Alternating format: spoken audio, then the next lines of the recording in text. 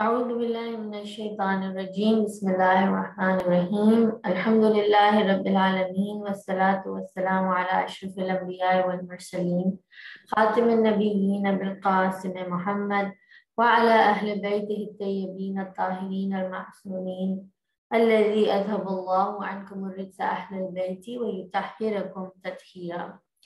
السلام عليكم جميعا ورحمة الله وبركاته. So welcome everyone to our session. Yet another opportunity to ponder and look into this journey towards the divine, to the holy sacred verses of the throne, Ayat Kursi.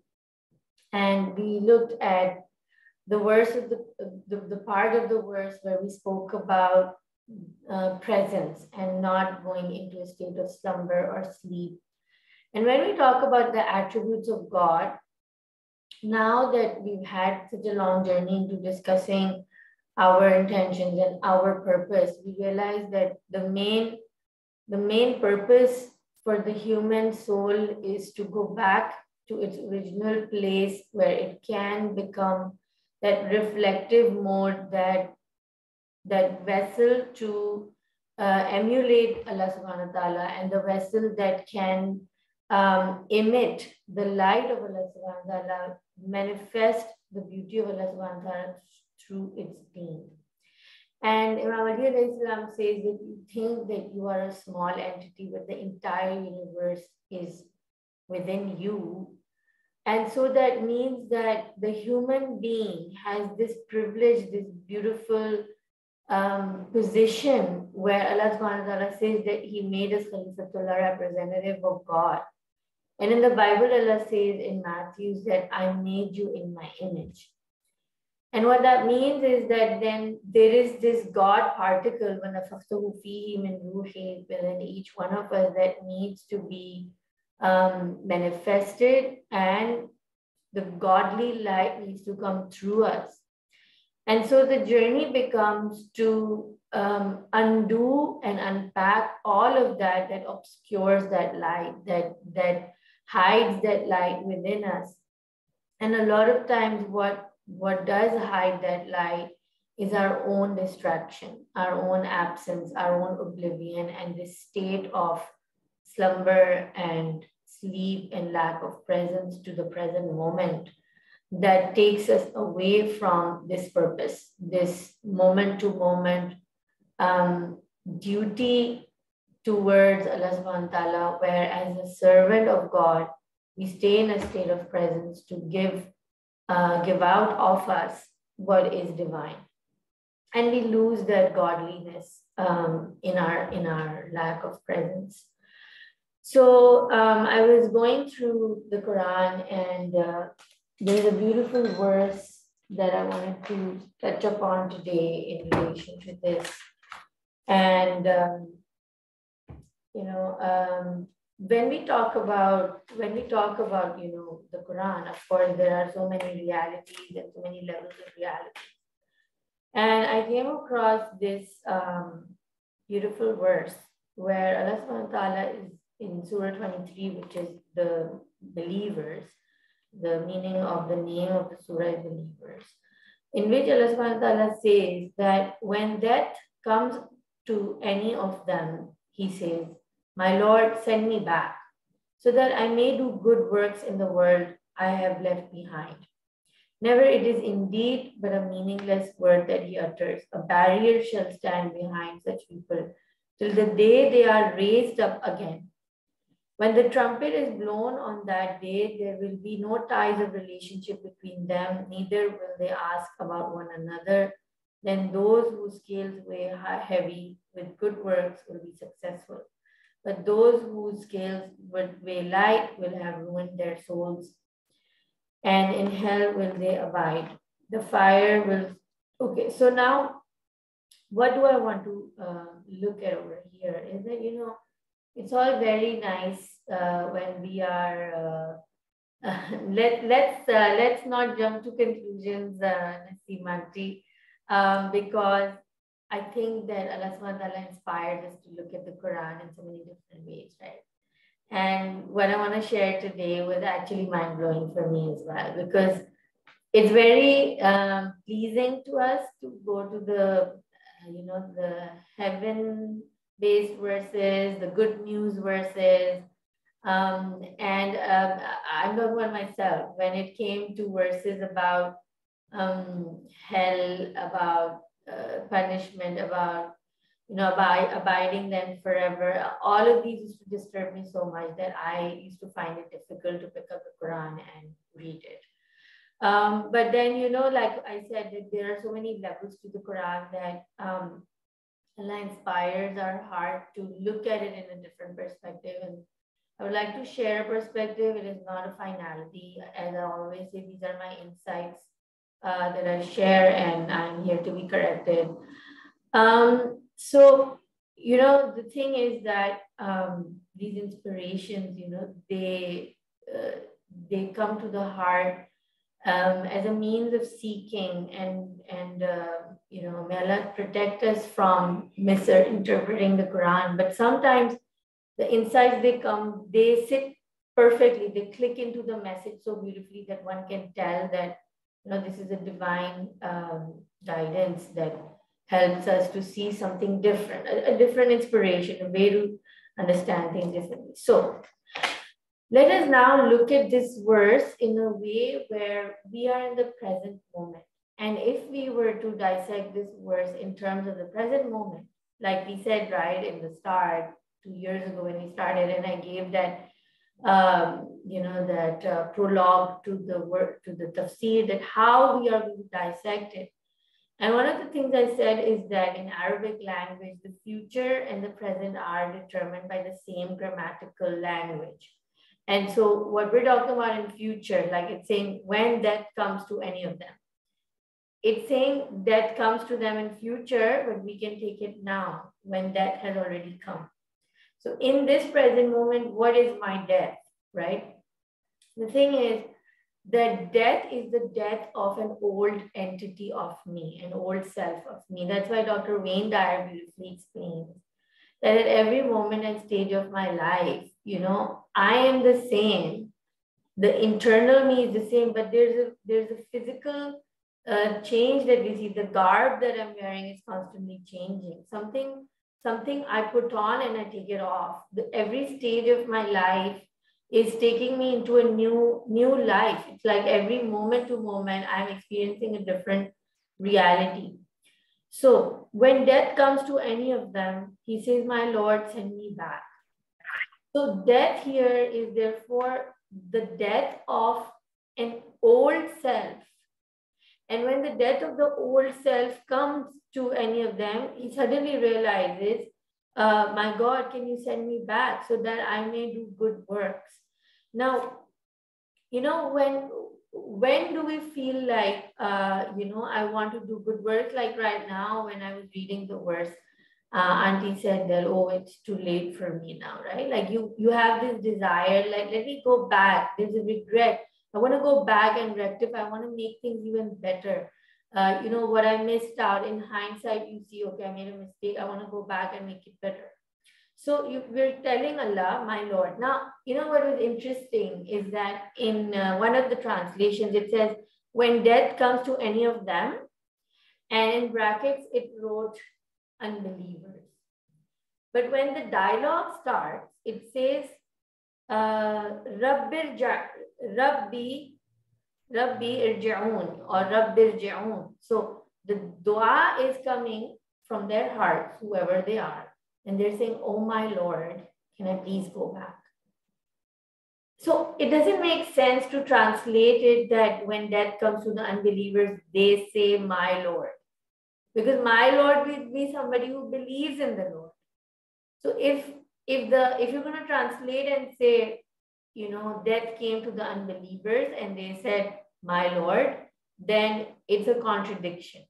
Because you're saying that the unbelievers said, my Lord. I mean, the unbeliever won't say my Lord because the unbeliever doesn't believe in the Lord, right?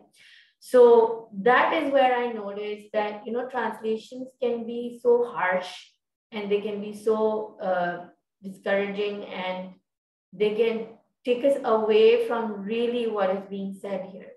So I went back to word by word and, dissection of the verse. And what I realized is that over here, a believer is talking. A kind of death has come to a believer who believes in the Lord. And you only ask someone in whom you have a faith that they will listen to me. You plead with somebody because you have hope, and a believer is the one who will have belief in the one they're looking up to, in their Lord. They have a belief in their Lord that when I will give out my plea, my Lord is going to listen to me, right? So my Lord, send me back so that I may do good works in the world I have left behind. So, there's a realization that I have made a mistake. So there's a death that is coming over me. I feel like I'm losing the grip on my reality.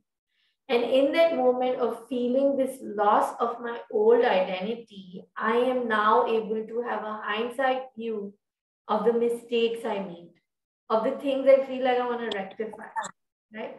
And to have that realization that there is something that I want to rectify, there is something that I want to fix, is an awakening to my mistakes, an awakening to my oblivion. And then it says that, and then the voice comes, Kalla innaha kalimatun huwa qailuha wa min wara'ihim barzakh ila yawmi yub'athun. So now we see that they're being told Kalla, never. It is indeed but a meaningless word that he utters. It sounds harsh to us. Like, oh my God, this entity that we're saying, my Rabb, you are my nourisher, can I please go back? Can just come back and say never. It sounds like harsh, like, no, that's it. It's done. There's no hope for you kind of thing. But look at it in a different perspective. If you learn something and you have entered a new stage in your life and you're not the same person that you were, you know how they say what you learn, you can't unlearn it. When you know the truth, you can't become an oblivious person anymore because now you know the truth. So no, you can never go back to being the old person. It's not possible. That is what Allah said. Kalla, never. You can't go back to being that. You've died to that old person. That person is gone. Okay? And this God is saying, no, you can't go back to that. It is meaningless to talk about going to a stage which has already passed. Why would someone who's just entered grade 4 want to go back to grade 3? So it's meaningless. So now it says that a barzakh shall stand. There will be a state of barzakh for these people till the day they are raised up again. Okay. So yub'athun is to get a new life, to be resurrected. So now my old personality is dying and I feel like I'm being broken into pieces. The death has come. Okay, so these are the states of the soul that actually are being talked about. And the soul is going through this phase of breaking open completely. And now none of my old self remains. I feel like I'm lost. I'm not that person anymore. My perceptions have changed. My understandings have changed. I'm a new person.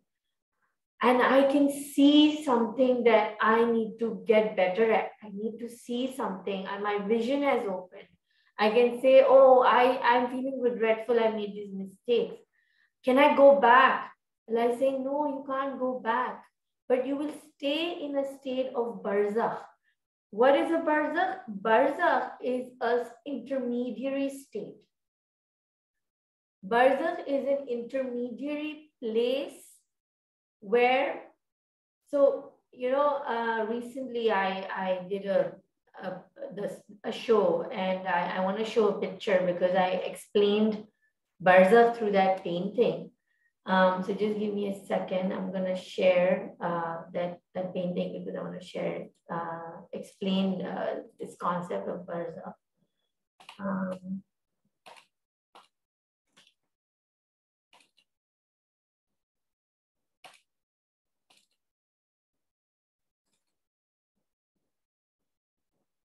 Okay.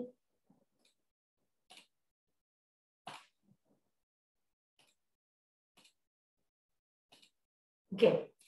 So this is a painting I did. And the name of this painting was Barzakh. Okay. Allah is saying that I am going to put you in a state of Barzakh until yub'athun, until you have resurrected.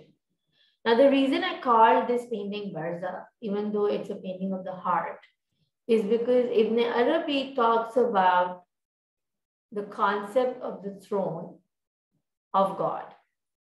And we are talking about the verse of the throne of God. And we have talked about it before, that the throne of God is where Allah lives.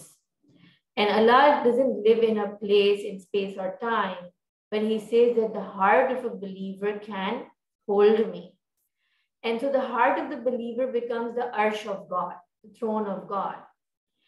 And the heart, we had said, in the chakras of the body is in the center of the 3 chakras above and the 3 chakras below. So the lower 3 chakras are the earthly energetic centers, and the upper 3 chakras are the heavenly, 3 heavenly centers. But the heart is right in the middle. So even in sacred geometry, we make these symbols where we talk about the merging of where the heaven and the earth meet.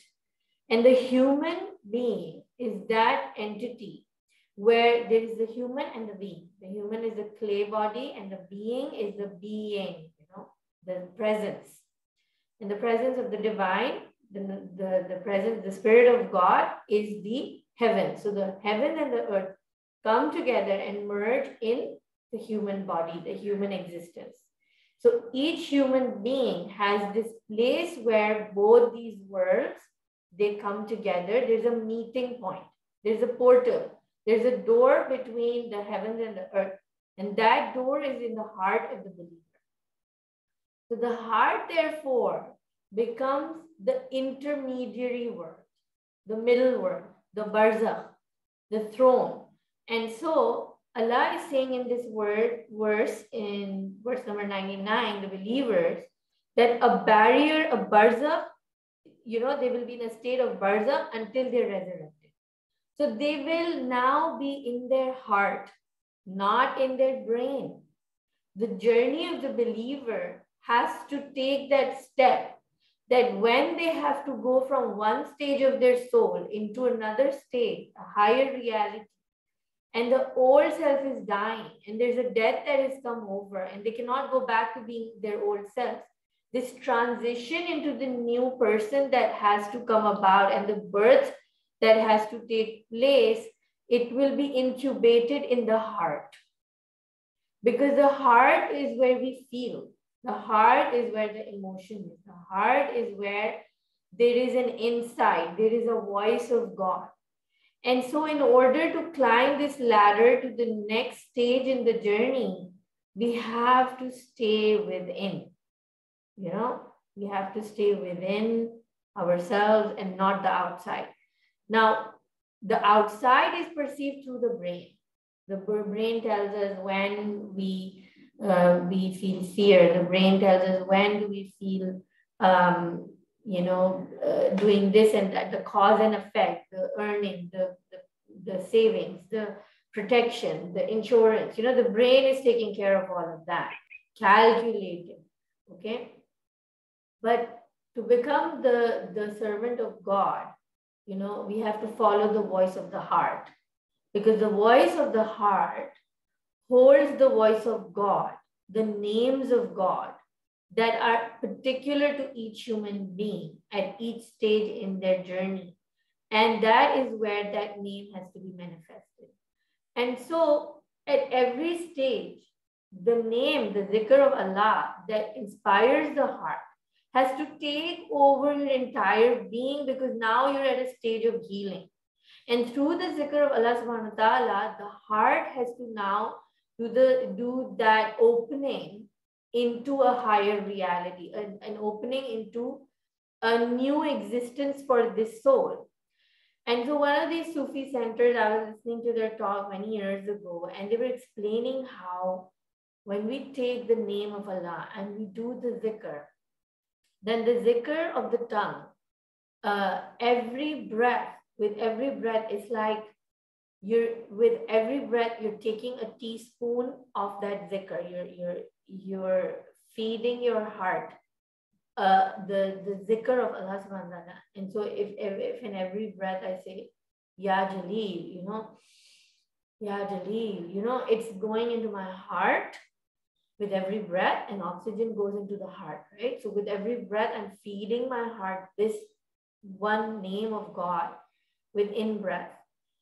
And every time the heart pumps with every breath, it pumps out the blood to the rest of the body. So now that name of God gets infused into our blood, in our veins, in every cell of our body with that breath, with that oxygen. We are sending out this name of God that gets infused into our body and our system. And so the zikr has to be done with every breath. Every breath we are doing the zikr of Ya Jaleel, Ya Jaleel. And we're infusing ourselves with that name of Allah subhanahu wa ta'ala. So now in that stage of my life, if I'm inspired to do that particular zikr, then that zikr is going to start to vibrate at a certain level of my energies and then start to open portals and insights for my next stage in the journey. Now, the reason I mentioned the energies and the sound is because I mentioned the hadith of Imam Ali alayhi salam, where he says that you think you're a small entity, but within you is encompassed the whole universe. I am going to take a second and open this hadith because I want to dissect it a little bit in today's session.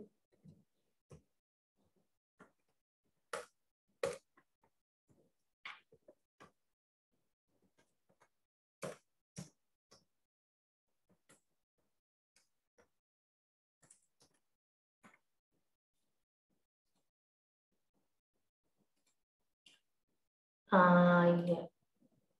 So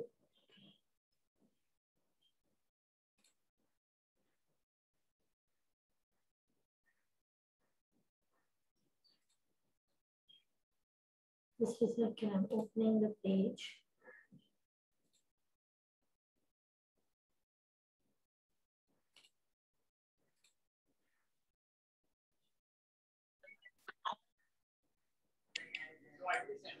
Okay, so I'm going to share it now.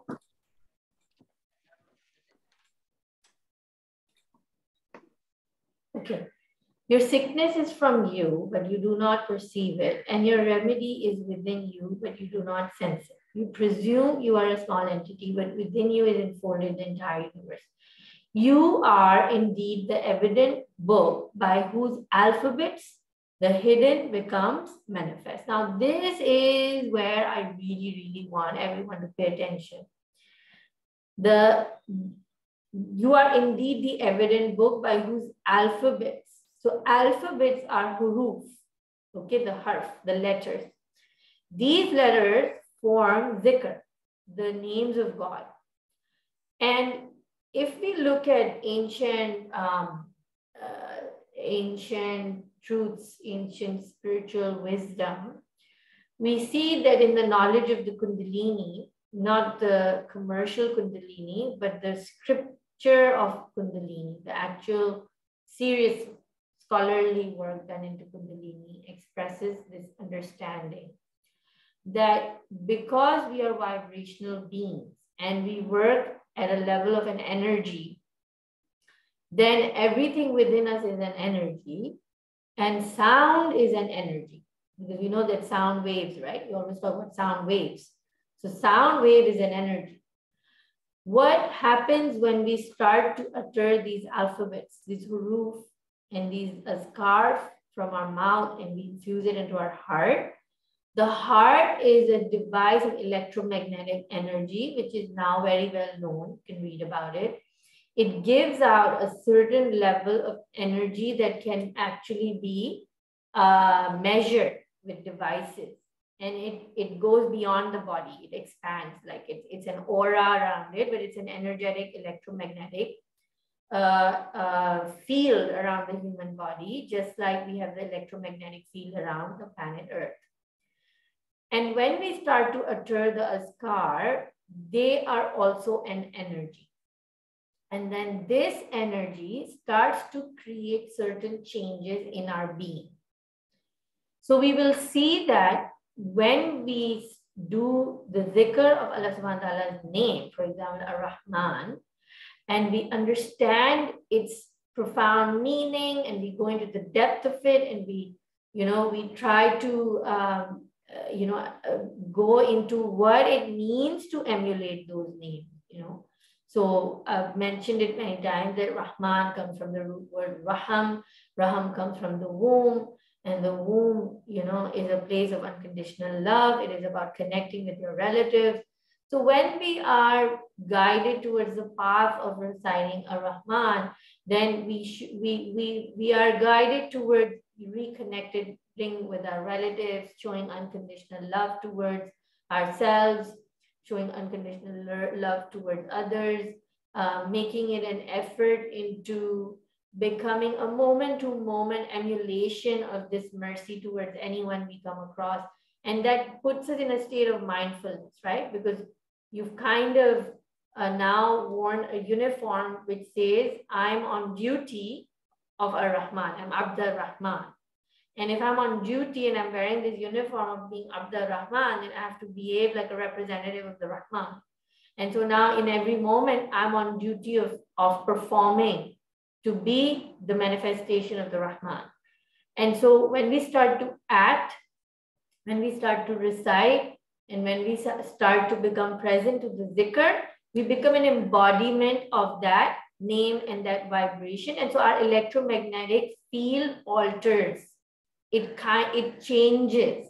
And this is what is happening. See, when you were not merciful, you were guided to this name, you were struggling, God, I can't find mercy in my heart for XYZ, started reciting this name, the heart started to soften. Now mercy is coming into your heart and eye is opening, and suddenly you find it is a stamina, an ability to be kind. Then you realize your past, because now the past, you're dying to your old self, which was unmerciful, which was harsh, which was, unrelenting. Now that old self is dying. Now you're entering this new phase of becoming merciful, and you feel like, God, can I go back and fix that? Like God is like, no, you can't go back to that. But now you're going to be in a state of intermediation, a place where you're not harsh and raw and unrelenting and unmerciful, but you're also not there yet. You've not become the Ar-Rahman. So now you're passing through a phase, an intermediary, a Barzakh, a portal, a door between this and that. And this movement between this and that is now Allah is saying that until you're raised up again as a new person. So this Barzakh then, this phase of Barzakh then is a very, very very, very challenging space to be in, because it's a space of transition. Like, I think of adolescents, they're going through puberty. There's a growth spurt. You're not a child yet, but you're not an adult yet. And it's painful. You have growth pains, and there's confusion, and there's doubt. And that is when teenagers are seen to be making the most mistakes, the most reckless behavior, careless behavior. They get into a lot of trouble. There is, trying a lot of different things. There is an exploration of an identity. They try different fashions, they try different ways of talking, they behave in funny ways, their voice suddenly changes. So there's a depth to that old self, and there's an emergence of this new self. And in that intermediary space, there's a lot of experimentation. So there's a lot of falling and getting up, falling and getting up, falling and getting up. And then finally you're raised up, you reach 21, 24, 25, 28. And then you kind of have this direction. You have a certain level of understanding. Okay, this is who I am. This is the partner I would like. This is the profession I would like. You raised in this new light, you know. So in my feeble understanding, this is how I'm seeing this works, that Allah is taking us to this death and then putting us in this incubation phase where this new person is growing and learning and falling, and there's a darkness of confusion and doubt because you feel like, well, I'll make it through this. You know, the child in the womb is in this darkness, and then there's a pain of birth. And Rumi says that if you know, Mary didn't go through the pains of birth, then there would be no Jesus. There would be no birth of this new enlightened soul, right? You have to go through the darkness of that labor to be birthed as an enlightened soul. And then like in an analogy, in a way of analogy, we see that, I'm just going to stop the share. In a way of analogy, we see that again, after the age of 35, they say that, you know, your dark night of the soul comes. And then some people call it midlife crisis, right? Again, there's the death of the old self, and a new self has to be birthed. So we see it in the trees, we see it in the seasons, that there's a spring and the flowers come, and there's a new tree that has come. And okay, now there's a new one. Okay, great, yay. And then again, the process of wilting and, you know, leaves falling in the winter. And then Nassim Ali sends me pictures of trees from Canada, and sometimes they're bare, and then, you know, they're sprouting, and then there's beauty of the yellow leaves, and then there is hibernation, and then there are no leaves and you're bare and you think, I'm dead. The tree looks dead, there's no leaf on it. And we don't realize it's in a state of incubation. So you're bare, everything is taken off you. You know, when we die and the coffin is put on us, you know, in the coffin, everything is what do they say? It's ripped off, it's gone, it's been shed. And now you're in a state of Barzakh. You go into the cover. The cover is generally called the Barzakh, right? So you're in a state of this, the tree is in a state of Barzakh, in the intermediary where you think the tree is dead, right? Allah says that I give you new life. I'm the one who gives you death, and I'm the one who gives you life. So this death and life is not just one time dying and then living again.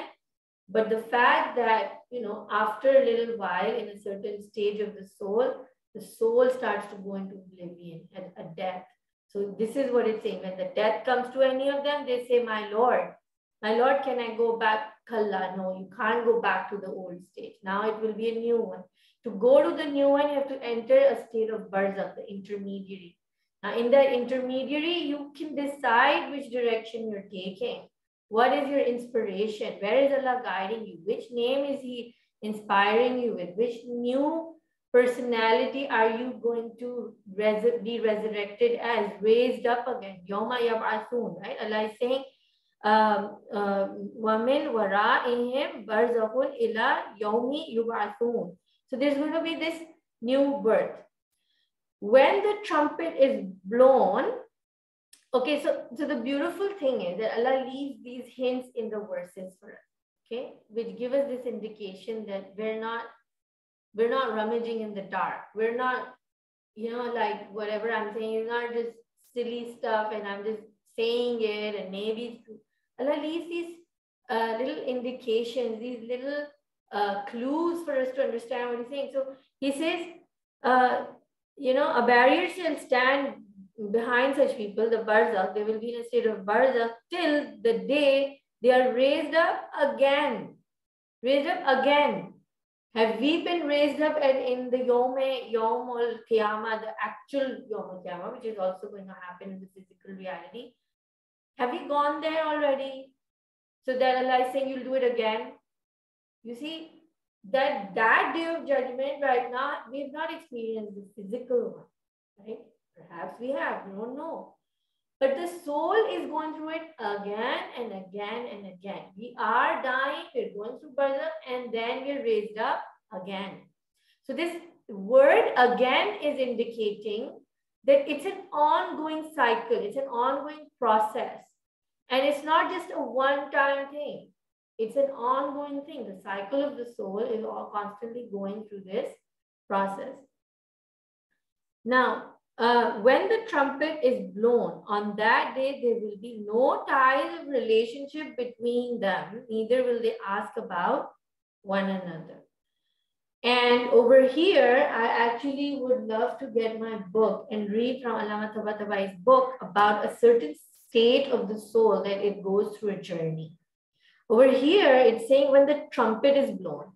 So when I was reading the verse, I realized that the sound of the trumpet in the Quran, in those days, for people to understand, the sound of the trumpet was the only sound which jolts you to wake up, right? If you were sleeping and somebody blew the trumpet, you'd wake up. So in today's world, in today's day and age, I would take the liberty, and I may be wrong, to say that the sound of the trumpet is like the sound of an alarm clock. Okay, it's time to wake up, right? So when the awakening comes to the soul, right? You were sleeping, and now the awakening to the soul is coming. The trumpet is being blown, an inner trumpet to wake you up, and now you're waking up. When the awakening comes, what is Allah saying? There will be no ties of relationship between them. Neither will they ask about one another. What is going on here? I will just read it and then explain. Just give me a second and get my book.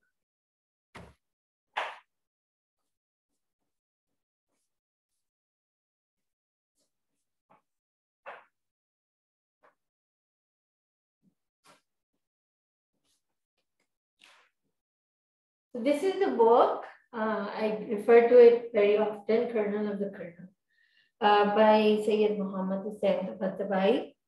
And over here, I've marked these beautiful places. Okay. So over here it says that there are 4 pillars of kufr. Okay. Now they're saying that when you're in this journey, the traveler must abandon all the elusive habits and with the risk from the divine, migrate from this realm of imagination and sensory intuition and divorce this old hag, the old self, right? You divorce the old self once and for all, okay? In the course of this disassociation, the wayfarer must have no concern or fear, nor should he be afraid of the people's adverse opinion. Okay? So then he goes on and he says, or pay any attention to the blame of those who claim knowledge and wisdom, as a hadith of the Blessed Prophet narrated by Imam Sadiq and quoted in Al-Kulaini by Muhammad ibn Yaqub, on the authority of Ismail ibn Ziyad al-Sukuni, clearly states that there are 4 pillars of kufr: desire, fear, anger, and rage. And fear over here, now he's explaining, fear over here has been interpreted as fearing the people of opposing and violating, their customs and norms based on sensory intuition. In short, the traveler must abandon and free himself of all conventional customs, social customs, manners, and contingent affairs that create obstacles for this journey on the path of God. The Gnostics refer to this attitude as madness or junoon because an insane person is not acquainted with people's customs and habits, nor does he observe or attach any significance to them. He is indifferent to their praise and blame and has no fear of their hostile reaction against him, nor does he try to mend his ways and manners. So now this person who is on this journey to God, who has been through this awakening, Allah is saying in the Quran that once the alarm clock goes on, within you, your inner compass has started ringing that bell and jolted you into a state of awakening. Now there will be no ties to people. There will be no people worshipping. There will be no obligation to people and saying that I need to do this because I'm obligated to this human being. All our obligations, all our ties to these people, they break off. And now there is no sense of give and take with people, but the relationship changes from breaking all ties with people and connecting directly with Allah. Now what will happen is that in every moment, in every action that we undertake, we will vet our action, we will check our actions, and it will not be like, oh, what will she say, or what will he say, or what will they consider me to be if I did this or if I did that. Now the connection becomes a vertical connection where first the checking and accountability happens with God.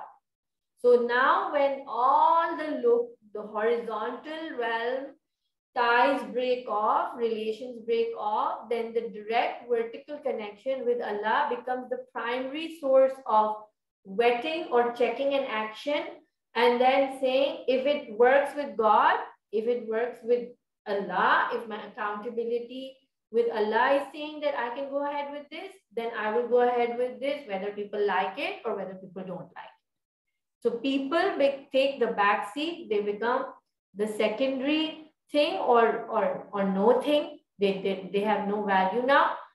And the relation stays with Allah. So a lot of times, they say that the journey of a believer is lonely because at every stage of the soul, when it transcends into a new state, we shed people. We shed our friends.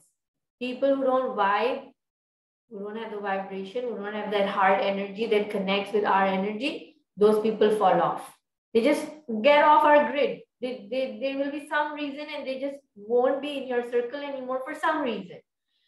And the people who are in the same frequency and vibration, they can be sitting in the other corner of the world, but somehow Allah will connect you to them. Because now, because we are a pool of energy, we are all existing in an energetic state, similar energies will pool together. And so the circle will change. And so there will be a shedding, there will be a death of the old self, old people, old jobs, old activities, old time passes, old hobbies, and then there will be a new self that will emerge. And in that process of emerging, there is a process of trial and error and confusion and doubt and darkness, and then you come out like this new person with new friends, with new people. So constantly Allah Ta'ala makes us used to getting alone.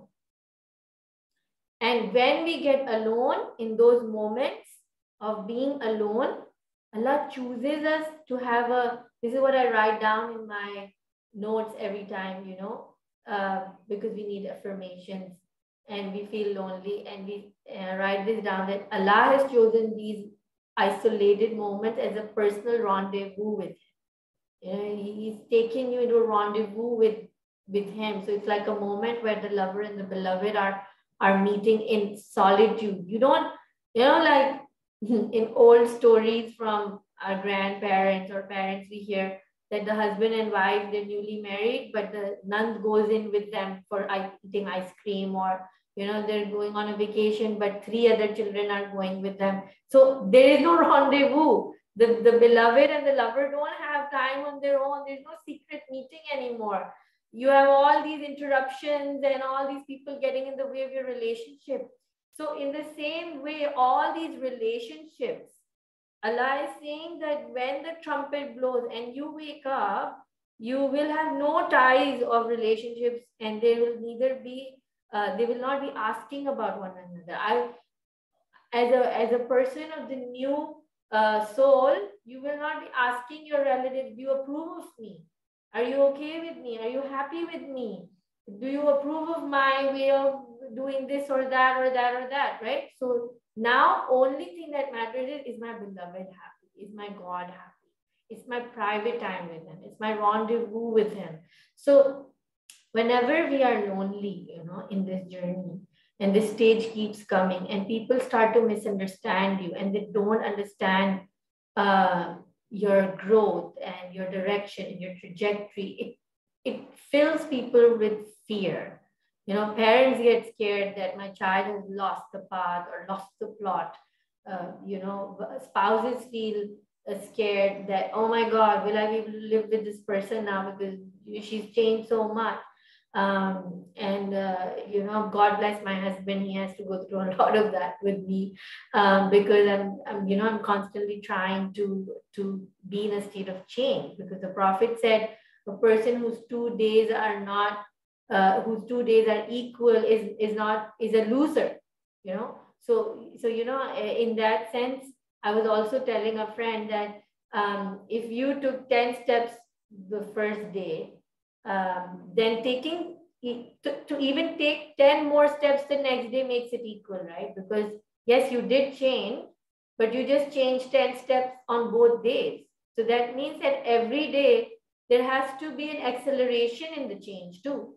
And so as time goes by, you're not just changing, you have to start changing at a very accelerated speed also. You're changing more and more and more, and the speed has to change. So I always say that, Alan Watts said, you're under no obligation to be the same person you were 5 minutes ago, right? And that means, Vishen Lakhani from Mind Valley always says that you should have changed so much in 2 months that you need to reintroduce yourself to your friends. That who are you now? You're a new person. And this is what the Quran is saying, that a death comes, and then after the death, there's a state of Barzakh, and then there's a state of returning back to awakening, and the trumpet wakes you up. And when you're awakened, you break the ties with your old people. Now those people have to go. You can't be in a state of being shackled.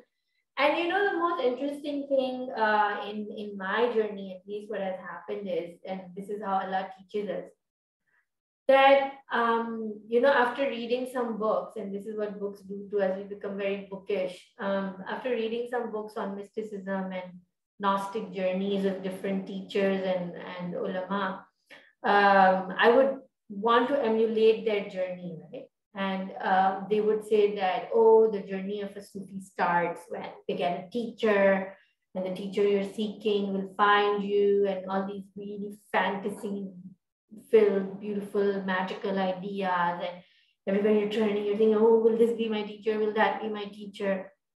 There's no sign of a teacher, and you're feeling like you're in the dumps, because you're like, oh, I don't have a teacher. That means I don't have a journey. So that means I'm not getting anywhere. You go into all these things.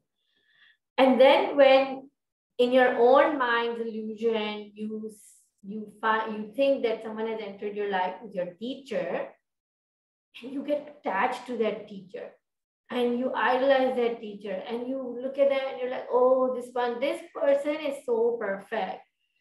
And either they come in a state form of a teacher or a mentor or a scholar or anything. And this is what I've seen, that it's a human tendency, at least in me, that I would get attached to that person and put them on a pedestal, and not realizing that even that person now, after a little while, will become an obstruction to the journey. Because they were, so, on a scale of 1 to 10, for example, when I was on level 1, this person came in with level 1 energy. And once the level 1 work is done with them, they have to go. So you can go to level 2, but you're so attached that you don't let go, you get attached to this person. But if you want to go to level 2, you've got to say bye to them, and Allah will remove them from your life one way or the other. There'll be a fallout, there'll be a fight, there will be a misunderstanding, something. They will move cities, something will happen.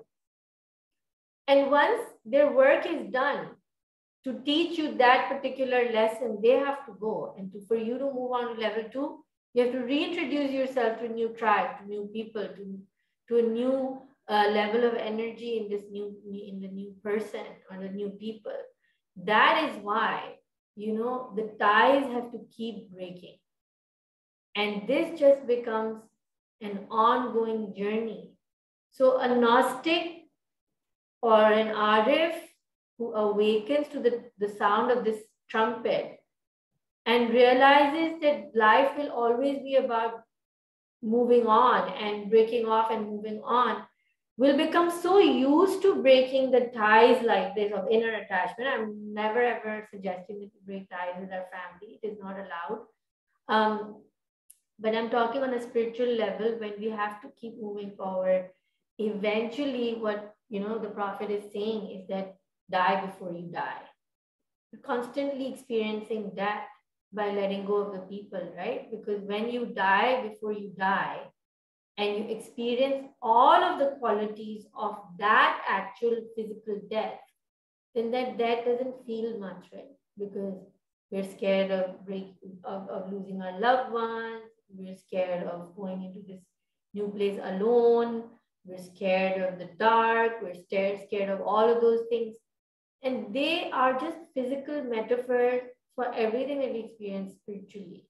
So in this analogy of the throne of the Barzakh, we are seeing that if the soul awakens to the soul's inner journey, then we are not just experiencing a death, we are experiencing Barzakh, we're experiencing the resurrection, we're experiencing the breaking of the ties, we're experiencing the dark night of the soul, of confusion, of doubting, of falling, of going through the growing pains.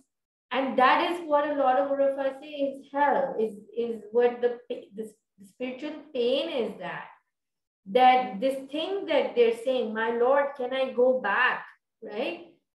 Going back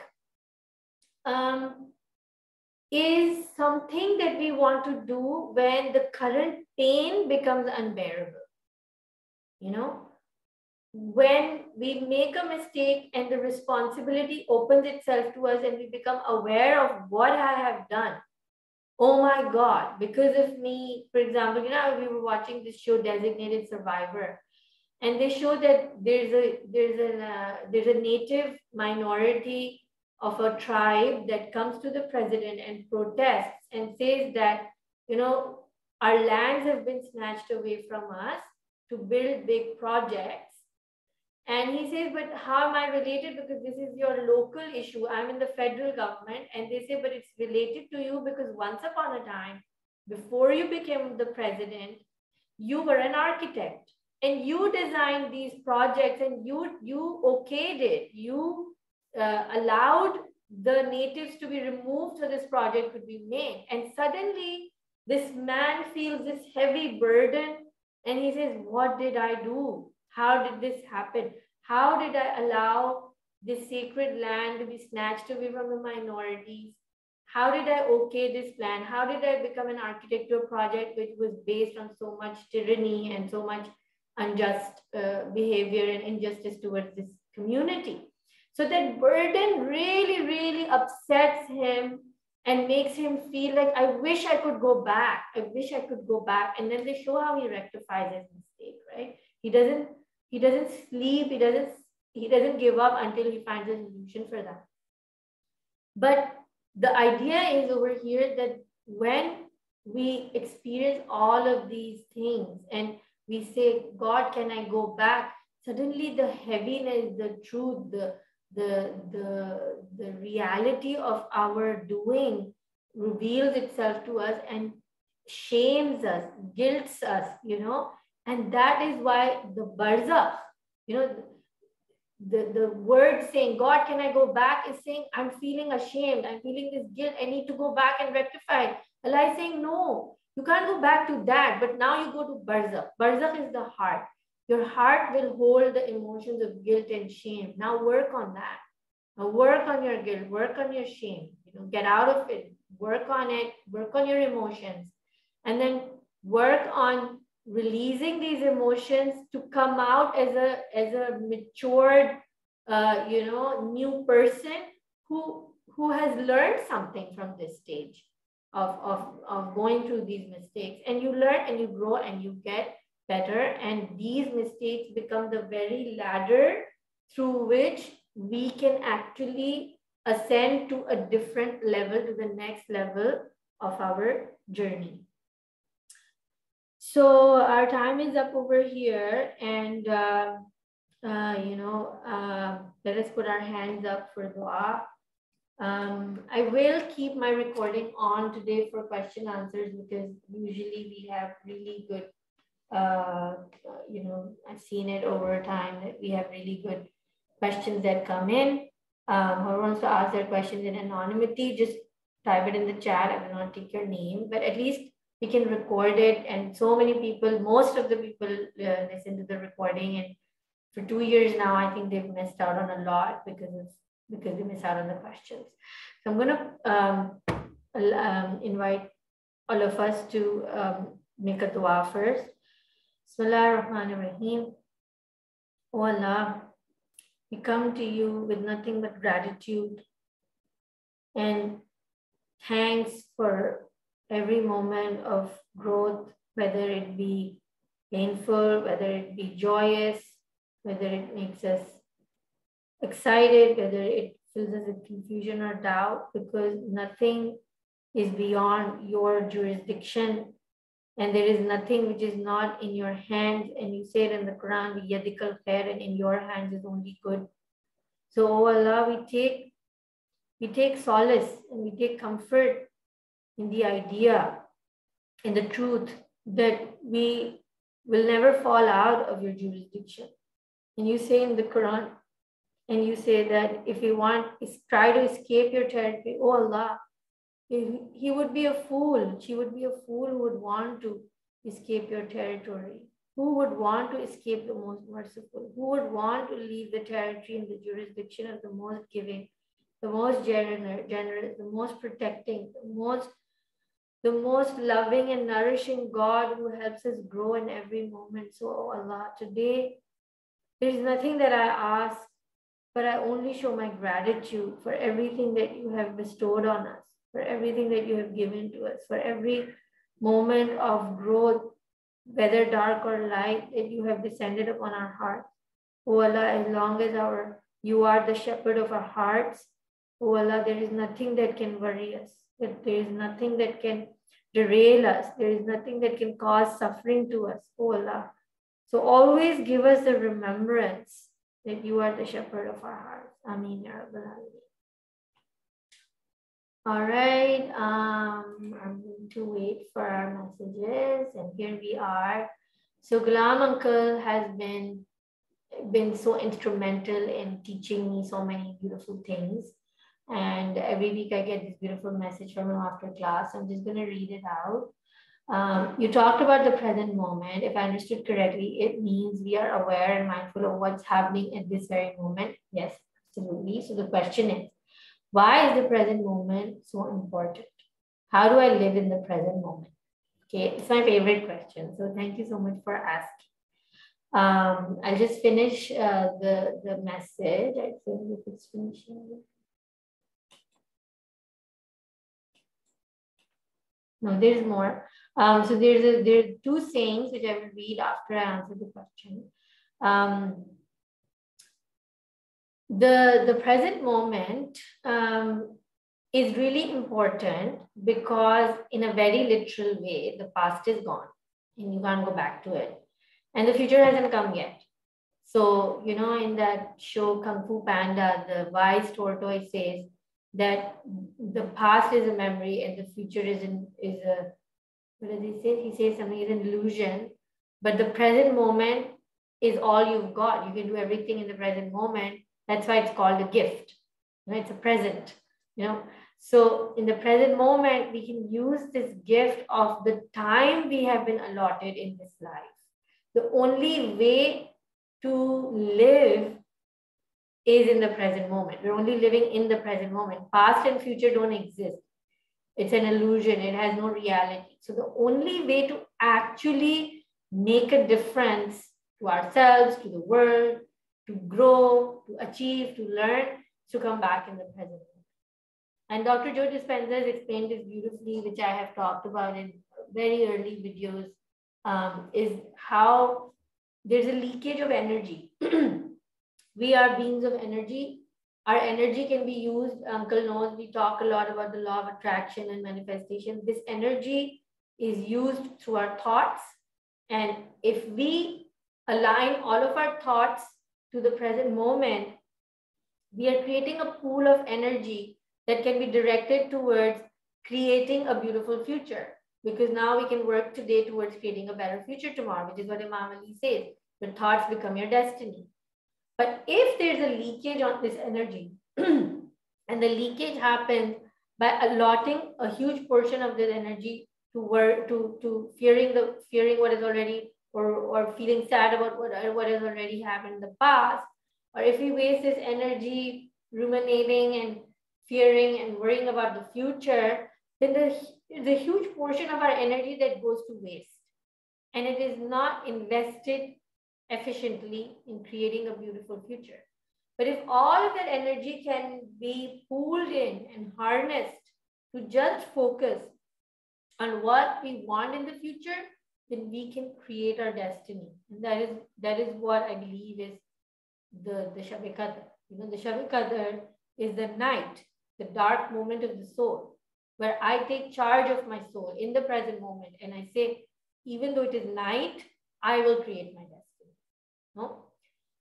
And how do I live in the present moment? By grounding ourselves in the present moment. So not thinking thoughts of the past and not thinking fearful thoughts of the future, but consciously deciding my thoughts and knowing whatever my thoughts are, they are creating every single dot of my reality that I'm experiencing. The fights I have, the fallouts I have, the job problems I have, the financial problems I have, emotional, mental, relationship, I am creating everything. If I believe relationships are difficult, I will only experience difficult relationships. I've got to work on where my energies are going and where they're leaking into. So that's how we live in the present moment. We can ground ourselves in the present moment by silencing our thoughts. We can silence our thoughts through breath and meditation, breath work, meditation, mindfulness. And I think that this is what Uncle has messaged here. I will just read it out. Rumi says, my friend the Sufi is the son of the present moment. To say tomorrow is not our way. Yes, beautiful. Because again, in this beautiful work, Allama Tabatabai mentions the friends of God. And he says that the friends of God are those, La khawfun alayhim wa lahum yahzanun. They have no huzn, no sadness of the past. And they have no khawf, no fear of the future. They're the people of the present moment. So, yes, spot on, Rumi. And thank you, Uncle, for sharing. And then Rumi also says, Uncle is sharing his quote, this silence, this moment, if it is genuinely inside you, brings what you need. There is nothing to believe. Only when I stop believing in myself did I come into this beauty. Sit quietly and listen for a voice that will say, be more silent. Yes, like I mentioned that, you know, we have to quiet all the noises and silence ourselves to truly experience the present moment. Dr. Wayne Dyer says, one of the highest places you can get to is being independent of the good opinions of the other people. Absolutely, I totally agree with this. Because psychologically, this need for the good opinion of people is people pleasing. And people pleasing is like worshiping people, because then there's an intention and a desire to seek people's approval. And that can be a very dangerous thing, because the biggest danger that it entails is the fact that we lose ourselves to the people.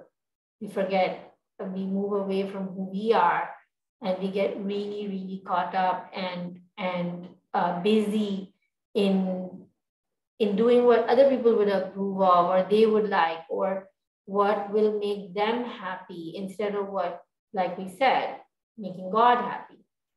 That is what we talked about, right? Breaking the relations is not breaking the relations, but it's breaking the inner ties to people's approval.